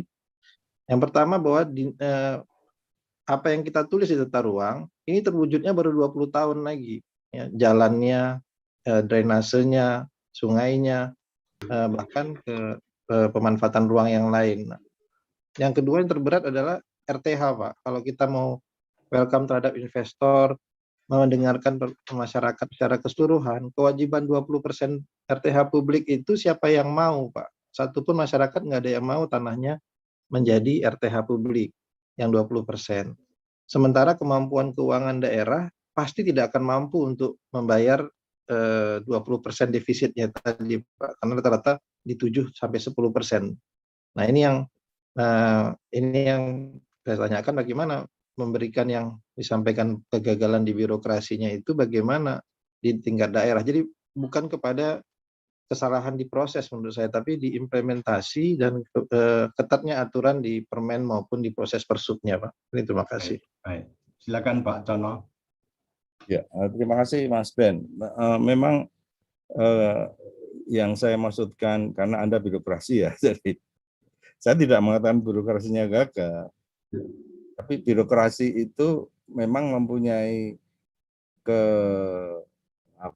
kecenderungan untuk melakukan sesuatu itu harus ada aturannya, kalau harus sesuai aturan, kalau tidak sesuai aturan. Nah, masalahnya di situ. Karena kita terikat pada aturan, lalu kita tidak berani berbuat sesuatu yang di luar aturan. Padahal belajar itu berarti berbuat lain dari yang biasa. Nah, kalau berbuat lain dari yang biasa, risikonya besar buat birokrat, maka birokratnya tidak berani berbuat apa-apa, sehingga lalu ya macet seperti yang tadi dirasakan oleh Mas Ben tadi itu. Jadi kalau ini begini sama pusat nggak boleh. Terus gimana? Nah, yang seperti ini yang perlu kita bicarakan sampai ke situ-situnya. Jadi peran-peran dari para yang terlibat di dalam proses ini mesti kita atur sedemikian sehingga birokrasi itu juga aman. Berarti aturannya memang lalu harus cukup jelas dan sudah cukup untuk menampung perubahan yang terjadi itu. Nah, kalau sekarang diturunkan dari Perda untuk keputusan tertentu kepala daerah gitu. Pusat tidak percaya pada kepala daerah soalnya. Nah, itu muncul dari pandangan pusat terhadap daerah yang condescending, yang melihat daerah itu enggak punya kemampuan. Enggak diberi kesempatan untuk berkreasi. Tidak dibebaskan, kamu harus manut. Menurut saya tidak, ya kamu jangan. Saya takut kalau nanti dikasihkan kepala pemerintahan, nanti kepala pemerintahan daerah itu korupsi. Itu loh. Kalau budaya itu masih ada, buat kita sulit untuk kreatif. Karena lalu pusatnya, apalagi sekarang ya semuanya, kan tata ruang semuanya di pusat. Daerah itu sudah nggak punya apa-apa sekarang. Ya daerah mau menentukan segala urusannya itu, oh ini sudah di tangan provinsi, oh ini sudah di tangan pusat. Untuk pertambangan, untuk lindung dan sebagainya itu sudah dilepaskan semua dari daerah nggak punya apa-apa. Kalau Anda ada di tingkat kabupaten atau kota, barangkali banyak frustasinya karena lalu nggak bisa apa-apa itu. Benar, Pak. Benar, Pak. Nah, itu budaya yang barangkali merupakan bagian dari kekakuan rencana itu. Jadi budaya birokrasinya mungkin harus juga direformasi, Pak Andi, Pak. Jadi tidak hanya proses perencanaannya saja. Oke. Gitu. Oke. Makasih, Pak. Makasih, Pak. Tantangan kita itu cukup luar biasa beratnya. Cukup luar biasa. Tidak hanya perencanaan saja, tapi kita harus juga mereformasi budaya kita juga. Baik. Ini dengan pertanyaannya Pak Yoda Pontianak. Silakan Pak Yoda. Kaitannya dengan hutan negara tadi. Pak Yoda. Terima kasih Pak Agam. Oke, silakan. Pak Cono, Pak Andi. Kapan Pontianak, Pak? Yuk. Jadi ini Pak, singkat saja Pak. Jadi kalau yang kami alami sebagai birokrat di daerah itu Pak, kita ada dua kendala. Yang pertama itu kalau terkait dengan penegakan hukum tidak sepenuhnya tadi setuju yang Bapak sampaikan, penegak hukum itu paham tentang penataan ruang.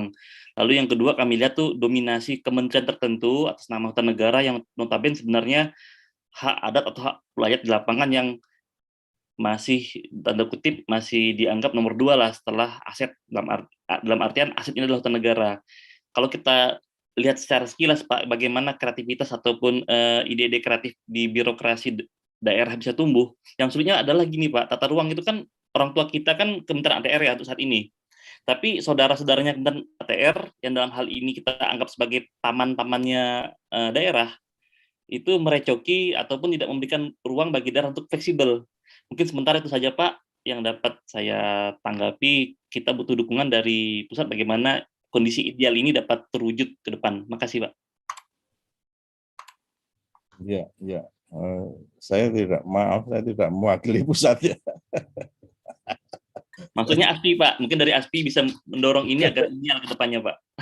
ASPI, kalau ASPI itu siapa ya? ASPI sekarang, saya pernah jadi ketua ASPI sih, saya malah salah satu pendiri ASPI dulu, bersama-sama Pak Denny, Pak Agus, teman-teman ITB dan 7 universitas yang lain gitu ya.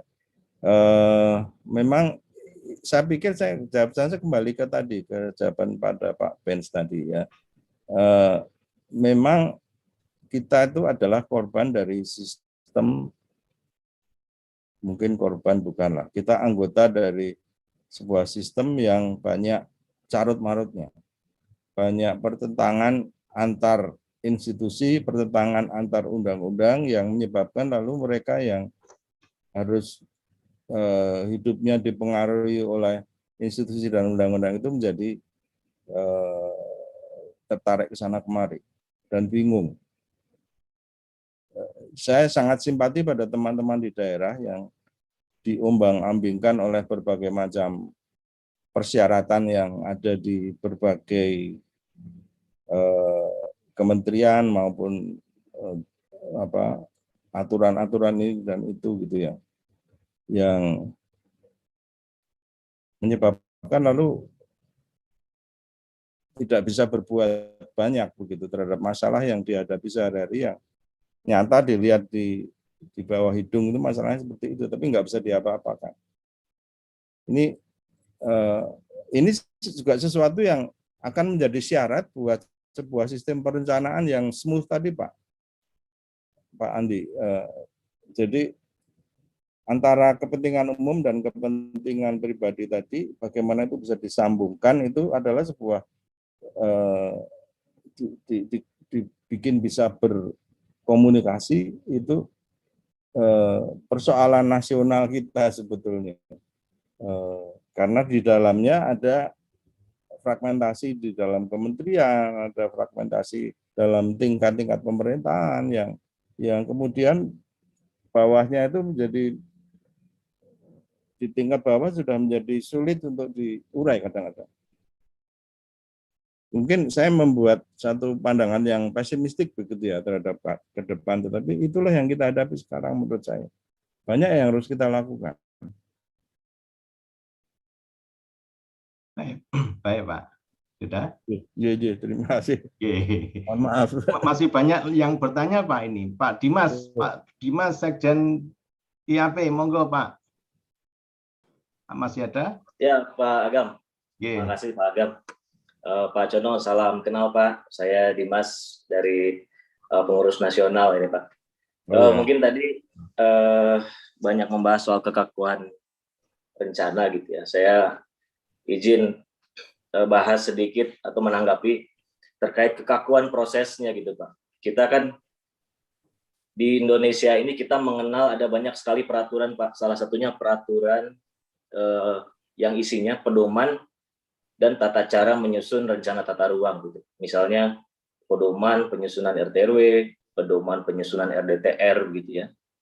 Yang ini berlaku se-Indonesia gitu ya, diseragamkan. Pokoknya prosesnya harus seperti ini gitu ya. Bahkan sampai ke teknik analisis yang digunakan itu ditentukan juga.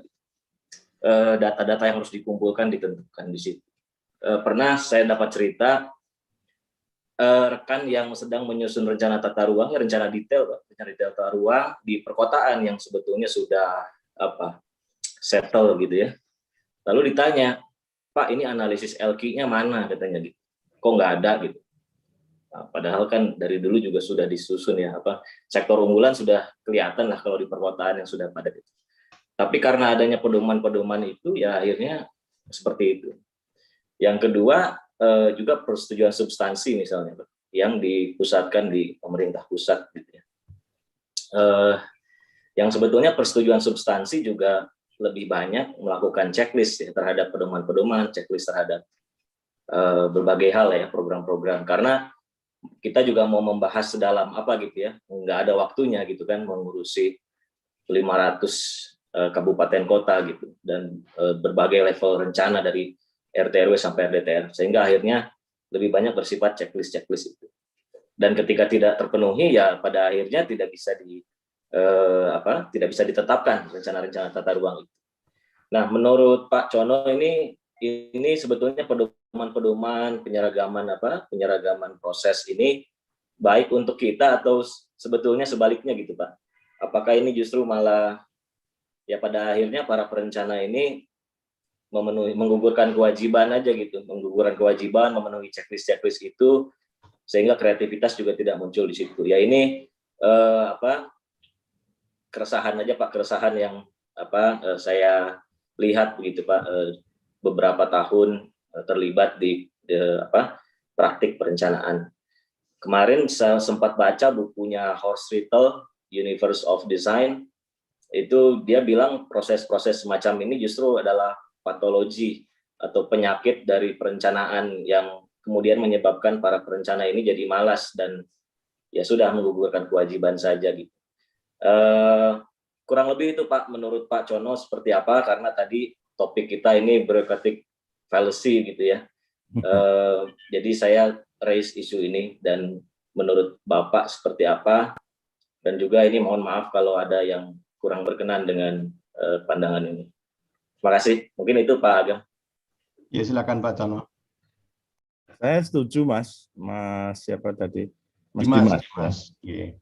Saya 100% setuju dengan Anda, artinya bahwa pendekatan yang seragam terhadap 500 unit begitu ya, yang masing-masing itu punya variasi yang sangat berbeda satu sama lain, karakternya beda, budayanya beda, fisiknya beda, ekonominya beda, bahkan ada ciri-ciri wilayah yang tidak di-share oleh yang lain, misalkan adat istiadat, lalu suku dan sebagainya itu ya.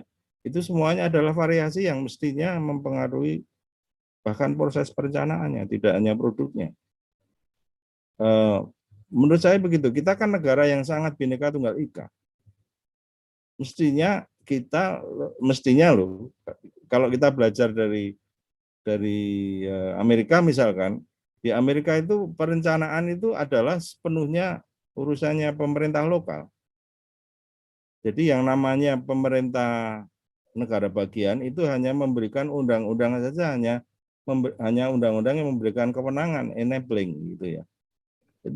Dia tidak mengatur sampai ke proses dan produknya seperti apa, tidak. Mereka mengatur sendiri dan mereka belajar sendiri antar lokal. Jadi sistem zoning kan lahir di Amerika itu tahun 19 berapa 10 sampai 20 gitu ya, kurang lebih itu. Dan itu menyebarnya ke negara bagian yang lain, ke pemerintah daerah itu secara gedok tular. Jadi mereka saling belajar satu sama lain. Indonesia barangkali merasa tidak mempunyai waktu untuk begitu, sehingga lalu sudah disimpulkan aja di pusat, semua suruh ngikutin. Toh daerah juga belum punya kapasitas gitu loh. Ini yang satu hal ini yang menurut saya jadi penyebab itu. Anggapan pemerintah pusat bahwa daerah itu enggak punya kapasitas. Meskipun anggapan itu benar gitu ya. Tapi saya kemarin berpikir gini, kita sekarang dalam hal perencanaan loh, sebetulnya sudah punya kapasitas cukup besar. Lulusan sekolah-sekolah ASPI itu sekarang sudah 20.000 lebih. Kemarin ada yang bilang 25.000 apa ya. Dan setiap tahun itu berapa ribu lagi. Sehingga dalam beberapa tahun ke depan itu kita sudah mempunyai 50.000 anggota orang yang terdidik dalam perencanaan. Ya, apakah itu tidak cukup untuk kalau 50.000 itu separuh saja masuk ke 500, itu kan berarti sudah ada 50 perencana setiap daerah. Dan itu akan memberi kapasitas untuk kita melakukan keputusan-keputusan yang melihat ke depan gitu kan, intinya kan itu. Jadi mahasiswa perencanaan diajari untuk melihat ke depan dan mengambil keputusan untuk sekarang berdasarkan apa yang kita ketahui tentang masa depan. Itu. Jadi mungkin sekarang ini sudah waktunya bagi kita untuk justru mulai menganggap daerah itu sudah punya kapasitas. Meskipun itu ada risikonya juga ya, kalau ternyata belum, itu nanti daerahnya kacau balau, dan itu yang ditakutkan oleh pemerintah pusat. Dari dulu kan sifatnya undang-undang peraturan menteri itu kan sifatnya kan cuman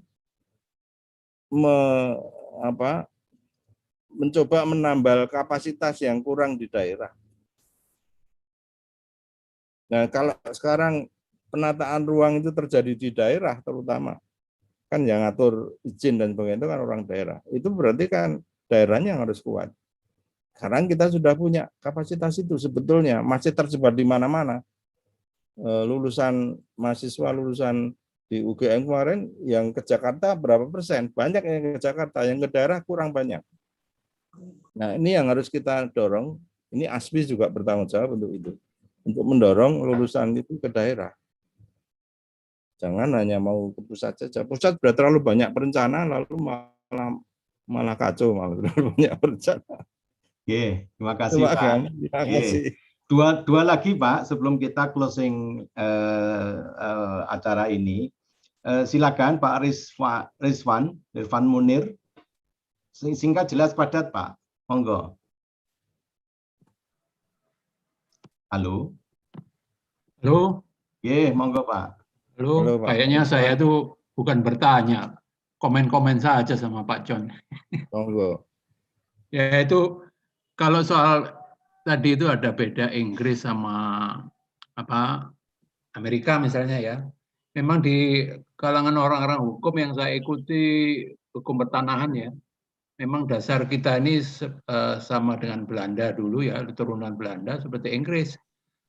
Mengikuti apa istilahnya common law atau civic law atau kebalikan. Sedang Amerika itu civic law ya. Dan kan kalau Amerika itu memang common law berdasarkan jurisprudensi. Tetapi dulu waktu di Seknek itu ada Pak Eman Raja Guguk itu memang beliau juga sudah profesor hukum ya. Mulai merintis bahwa kita juga memang perlu berdasarkan jurisprudensi itu karena kasus-kasus tanah ya, ini tata ruang juga mengarah ke sana ya. Itu memang banyak sekali kasus dan nggak bisa diberlakukan secara seragam gitu. Sehingga sejarah keputusan-keputusan itu layak jadi acuan juga gitu. Saya kira itu dari sana mungkin kita bisa menarik untuk mempelajari apa perangkat hukum yang bisa kita gunakan dalam penataan ruang. Terus kemudian saya juga setuju dengan apa ya yang disampaikan Pak John bahwa variasi daerah kita ini terlalu banyak untuk ditangani oleh satu instansi saja di pusat. Tentu saja ya realistis saja secara manajemen untuk mengcover semua permasalahan itu mesti ada semacam desentralisasi ya. Kalau toh belum percaya sama seluruh kabupaten kota, mungkin juga ada desentralisasi lah di perwilayahan gitu untuk menangani merespon masalah-masalah kota besar, kota sedang, kota besar metro ya, kemudian yang kepulauan-kepulauan seperti apa. Karena banyak kasus ya. Ini kita tata ruang ini banyak sekali bicara biasnya ke perkotaan ya. Tetapi kalau dikaitkan dengan tata ruang dan agraria itu untuk wilayah itu juga banyak permasalahannya. Lagi-lagi itu Pak, karena kita tadi berasumsi bahwa seperti Pak Denny itu pemerintah versus pribadi, pemerintah versus pengusaha. Faktanya enggak Pak. Pemerintah, instansi tata ruang versus instansi non tata ruang. Itu juga rumit bagi Pemda itu. Jadi ya banyaklah yang perlu kita pelajari dan tangani. Ya, makasih Pak. Pak Rusman ya. Terima kasih. Satu lagi Pak Cono, Pak Cono, silakan Audia Kusuma, monggo. Ini terakhir, Audia Kusuma masih ada? Iya, terima kasih Pak Cono. Selamat Pak, saya Audi juga dari PN juga dari IAP Pusat. Berkaitan tadi dengan mungkin sedikit mengkoreksi regulatori atau diskresi atau mungkin terakhir di creativity, saya coba mengkomen itu Pak. Jikalau di andai-andai gitu ya, kita tidak menggunakan sistem negara-negara lain gitu perencanaan, kira-kira dari akar karakter bangsa ini seperti apa sih perencanaan itu? Pertanyaan ke sini akhirnya jadi adalah kalau memang kita pakai discretion gitu ya, yang diregulatorikan sekarang mungkin ada perkada gitu ya, apakah ada semacam celah gitu yang emang bisa saya rasa community planning itu menjadi ada semacam kreativitas gitu. Mungkin tetap kalaupun negara memang harus punya landasan hukum yang memang menyatukan gitu. Tapi ada juga yang memang di situ menaungi mengenai kreativitas tadi yang kita berikan celah atau berikan ruang yang diatur dalam regulatori yang ada diskresinya, yang ada kreativitinya. Sebenarnya celahnya ada di community planning itu. Nah ini mungkin bisa menjadi keluarlah kreativitas yang sesuai dengan karakter masing-masing. Tadi tetap secara kerangka NKRI lah kalau boleh dikatakan seperti itu. Terima kasih Pak. Ya.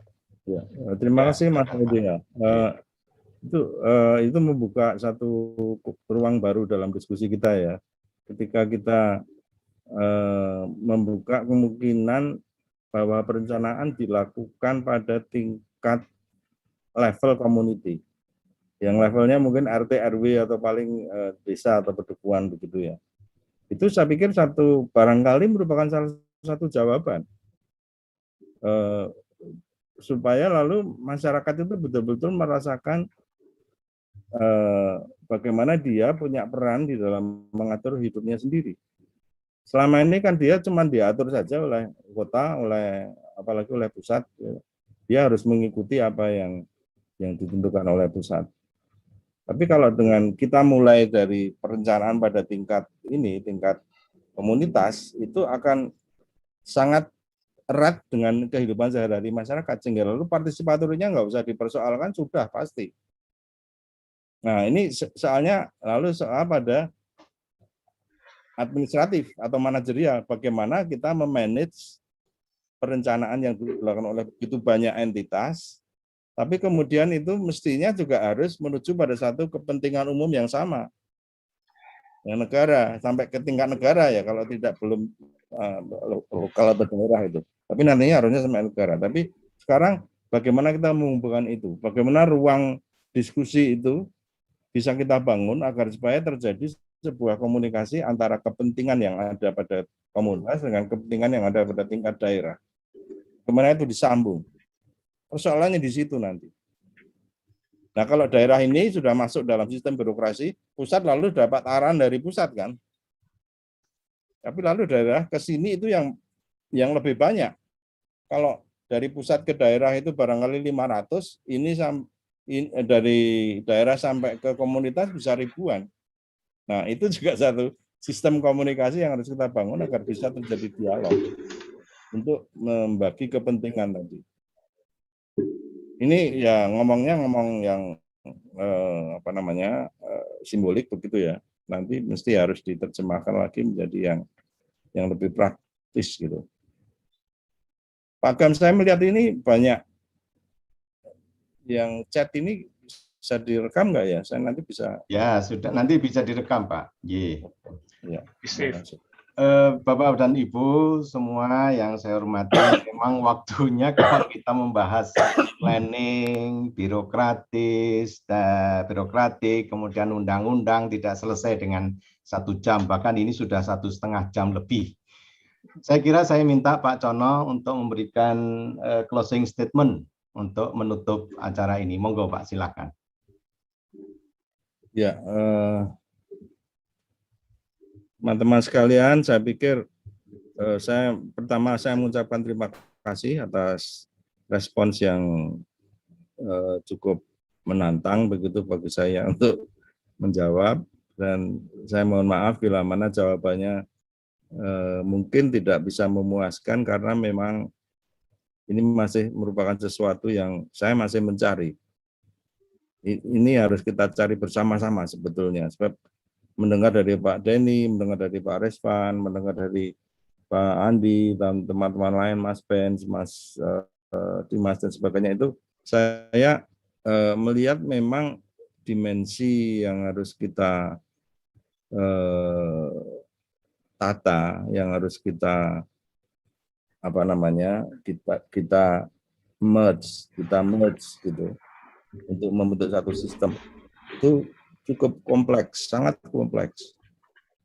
Ya, sehingga ini tidak boleh berhenti di sini kalau kita mau terus dengan ide untuk menciptakan sistem penataan ruang yang lebih baik dari yang kita punya sekarang. Katakanlah yang 2007 itu sudah lewat karena sudah diganti dengan yang 2021. Sekarang bagaimana kita dengan modal 2021 itu berkembang ke arah yang lebih masuk akal menurut apa yang kita ketahui dengan perencanaan gitu. Yang kita ketahui kan berbeda-beda juga, yang diketahui Pak Denny mungkin beda dengan yang saya ketahui ya, yang saya pikirkan itu. Tapi kita mesti bersama-sama membentuk gerakan ke arah apa yang bisa lebih bermanfaat, sehingga lalu yang penting adalah kepentingan dari bangsa, kepentingan dari publik itu bisa tercapai, tetapi kepentingan dari masyarakat pribadi yang berubah-ubah sesuai dengan perkembangan zaman, yang perkembangan zaman itu tidak ditentukan oleh kita sendiri tetapi oleh juga sampai ke tingkatan nasional, internasional, itu semuanya bisa kita penuhi dengan baik tanpa adanya konflik yang kemudian menyebabkan salah satu pihak itu menderita gitu. Gampang diomongkan tapi untuk ditemukan saya pikir sangat sulit. Saya khawatir nanti umur saya sudah habis sebelum ini ketemu gitu loh. Kan saya tinggal berapa tahun lagi Pak Denny. Dan tidak lama lagi lah.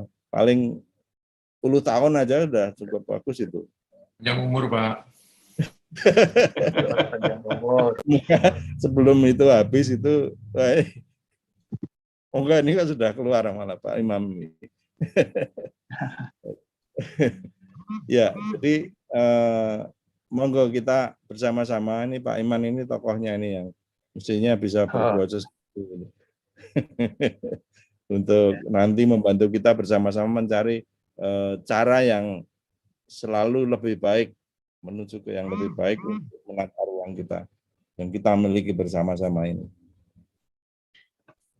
Makatan Pak Agam, saya mohon maaf bila mana ada kata-kata yang kurang sesuai atau kurang sopan, barangkali agak terlalu keras atau bagi teman-teman semuanya. Baik. Terima kasih Pak Cono atas nama PN pengurus nasional IAP dan atas nama IAP DIY mengucapkan terima kasih pada Pak Cono.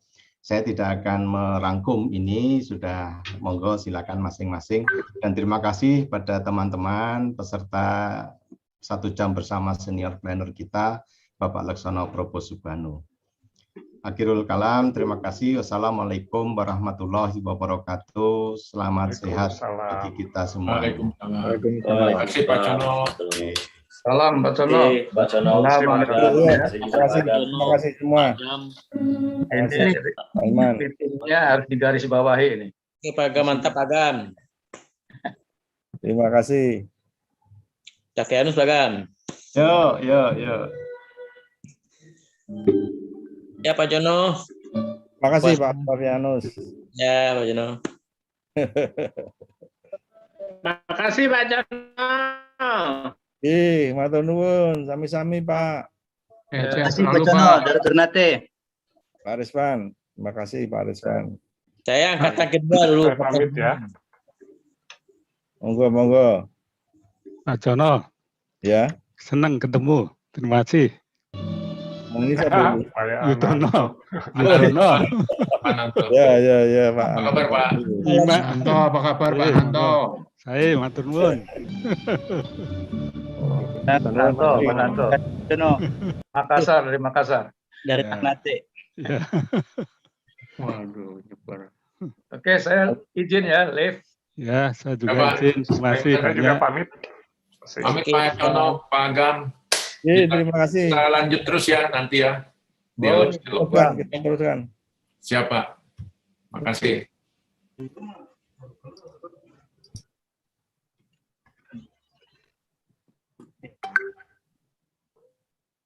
Masih mau terus bicara Pak?